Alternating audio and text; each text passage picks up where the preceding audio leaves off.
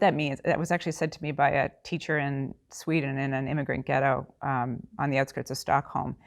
And dig where you are means that if you want to make a difference in the world, you actually don't need to look very far. You just need to start where you are and find something that where you can make a difference right in front of you, and take your first step.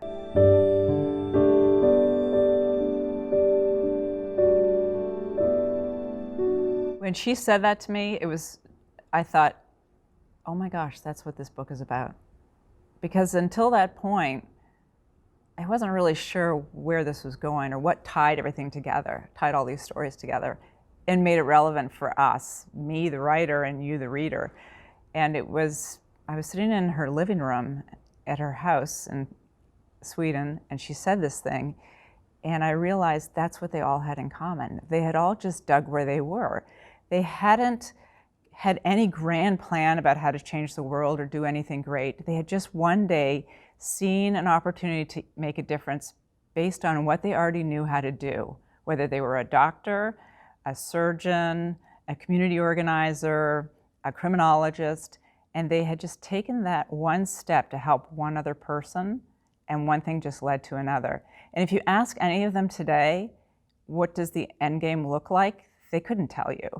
And if you ask them, what was your plan to get this going? They never had a plan.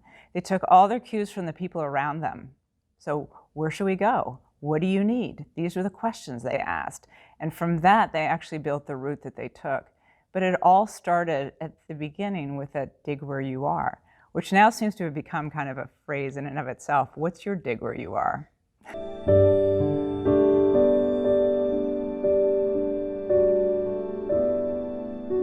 I had known a lot of these people for well over a decade. And in the job that I had, I was usually coming in to see them quickly and leaving, not spending a whole lot of time with them. And I thought I understood what it was that had made them so successful, what they had done, why they had been able to solve problems that experienced experts and governments and large organizations had really struggled with for decades. So why had these individuals that no one had ever heard of been able to solve these problems? And so I had a theory on why that was the case, but I wasn't sure. And I thought the only way to really figure that out was to actually go back and spend a lot more time with them and really get to know them and the work that they did and really get to know them as people. And so that was really what had inspired me to take the time to go do it. I think the timing was such that it was at the time of the subprime meltdown. And there certainly was a lot of feeling that, a lot of question in a lot of people's mind, including my own, that these institutions that we had entrusted to do things for us were struggling and failing at what they were, designed to do. And so a bigger question in my mind was, is there another way? Is there something else besides the large institutions that we've entrusted to do these jobs that can, help us solve problems or help us figure out how to find the best way forward? And so remembering these individuals that I had met, I thought, that might be one way. And so I think that's probably why the timing worked so well. And I had certainly seen, in terms of the larger society and communities, in my travels, I had spent a lot of time in the slums of India, villages and remote parts of the world, where there was a huge connectedness between people, despite how difficult their living situations were. And then I would come back into the US and get this tremendous sense of isolation, whether you live in a city or whether you live in a suburb, that so much of what we used to do for each other is being done by experts or organizations. So we don't look after each other as much because we can pay someone to do it for us. And so I had been experiencing that anyways through the work that I was doing. So that drove home for me more this feeling of disconnectedness between all of us. And, how did that happen? And does it need to be that way? So.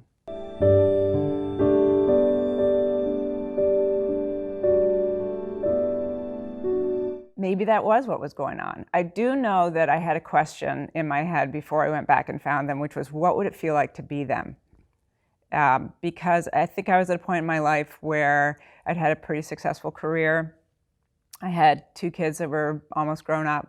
And I was wondering, is this it? Is this what I'm supposed to be doing with my life? Is this, is this what I'm supposed to leave behind? And I thought, I don't think I feel about my life the way they feel about their life. So there certainly was maybe a personal ulterior motive to go do this project. One was, what would it feel like to be one of them?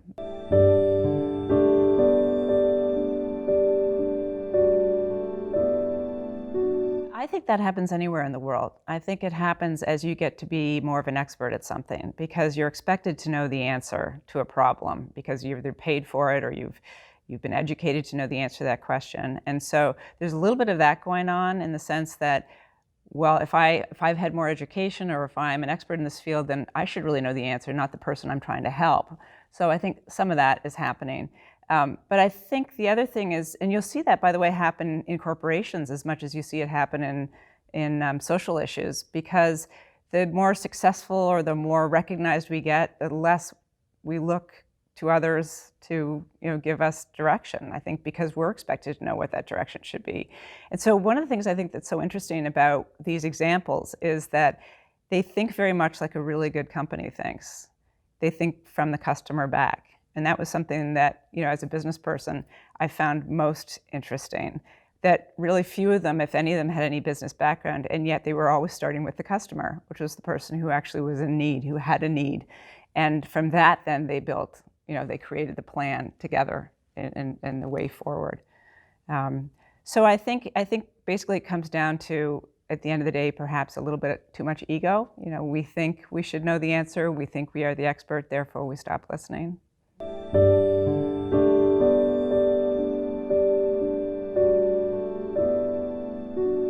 I think actually they play different roles. I think the strength in individuals or small organizations is that they are close to where things are happening. They have their ears open to the ground, to what's happening on the front line.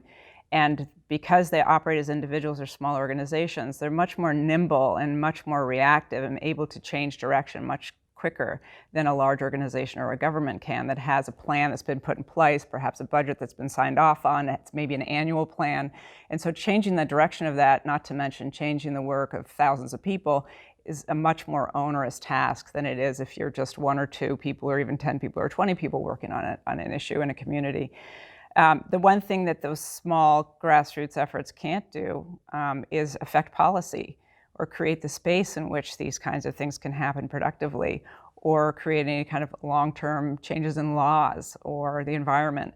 And so we do need large institutions. I think this was one of the learnings that came out of this. It's really, really important that the two actually work together, creating the ideal scenario for these kinds of changes to happen.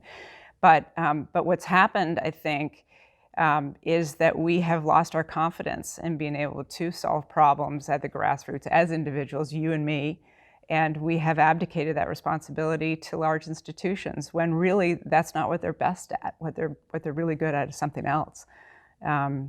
So if you can also equate this to kind of an entrepreneurial venture, small companies that come in and disrupt industries because they are close to the market, they're close to a customer, they can see an opportunity, they work with the market, and they're very nimble and able to move quickly and adapt to change or opportunity, learn from mistakes, and then change direction. It's the same kind of thing is happening with these small organizations in these communities, or small groups of people.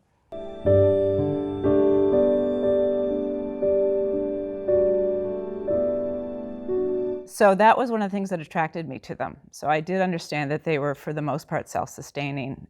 Some of them more obvious to me than others as a business person. They actually ran businesses that then funded the efforts they were doing, and there were two in there that specifically did that.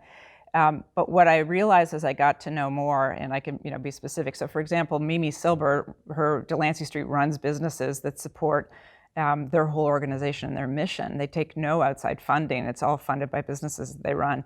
And Michai Viravaidya in Thailand, the same thing. His whole effort is funded by businesses that they have set up, or the people that they're helping have set up. Where it wasn't as obvious to me was someone like Lily, for example, who's an artist and not a business person. And so what I realized through what she was doing was, by engaging the community in healing and creating a safe space and listening to each other about what concerned them, and then from there transforming the environment that they lived in through art and owning it, it became self-sustaining because it became part of their life. And it became part of something they did together as a community. So long after Lily left, the community was still continuing to grow in this way and continue to sustain itself and continuing to improve. So that was something I hadn't realized going in. I had seen the first part, I'd seen the first two examples because that was something I recognized. But it was really spending more time with the rest of them that I saw there are different ways to make things self-sustaining.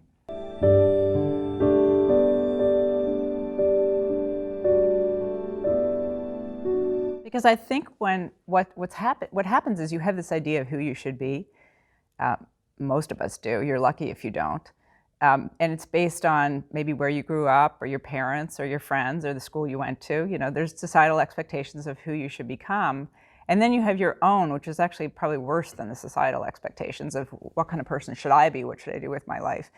And so that voice, I think, is in all of our heads saying, I should be this person. This is what a good person looks like. And so when the opportunity comes to actually dig where you are, where you're actually going to offer something that's just authentically you to a situation, most cases it's entirely unremarkable. In fact, you'll sit there and say, that's it? That was way too easy.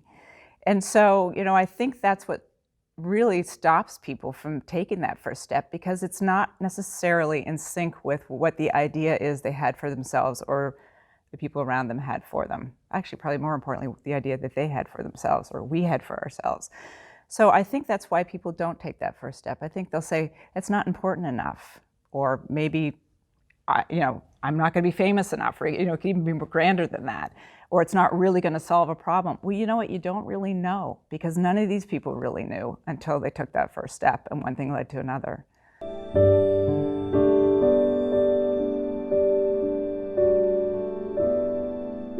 It's completely changed my life. So before I wrote the book, I ran a large organization, a large international organization. Now I have about 5 jobs. And I love every single one of them. And they look nothing like my life before. And someone asked me that when I first wrote the book and went out and spoke about it. They said, so what are you going to do next? Which is just always a terrible question. And I said, you know, for the first time in my life, I have absolutely no idea what I'm going to do next. And I learned that from these 7 people. But I'm going to go where the world asks me to go, where people need me, you know, where they ask for my help. And so that's what's happened. So now I have 5 jobs, and I love this part of my life better than any other part of my life. And it's, I guess I have them to thank.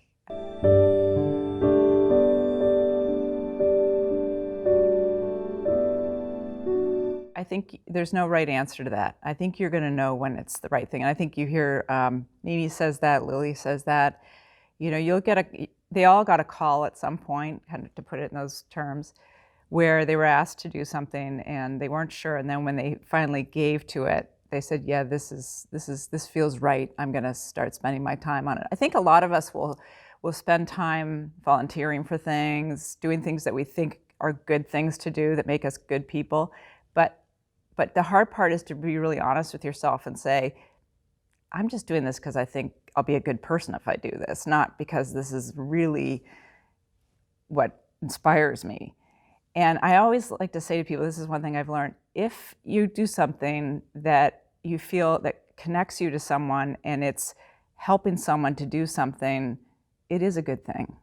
Don't judge yourself for it. Anything that you know involves connecting with someone and helping them to do something or helping them be better, that's a good thing. And whether it leads to what these guys did in the book, you know, you just have to see whether it tugs at your gut, you know. And if it does, and it feels right every day you do it, and you keep spending more and more time doing it, then that's the route to take. But don't be hard on yourself if you don't feel that, because I think it takes I mean, all these people were, except for Nancy Harris, who was in her 20s, a lot of them were middle age when the opportunity came their way. So it can happen to you at any time. You don't have to rush to make it happen either.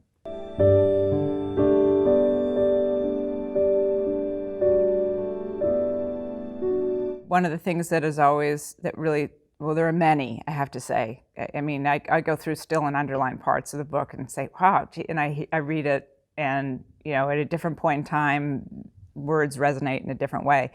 But the one that I think always sticks with me is that you can't go out and find your purpose in life, that it finds you.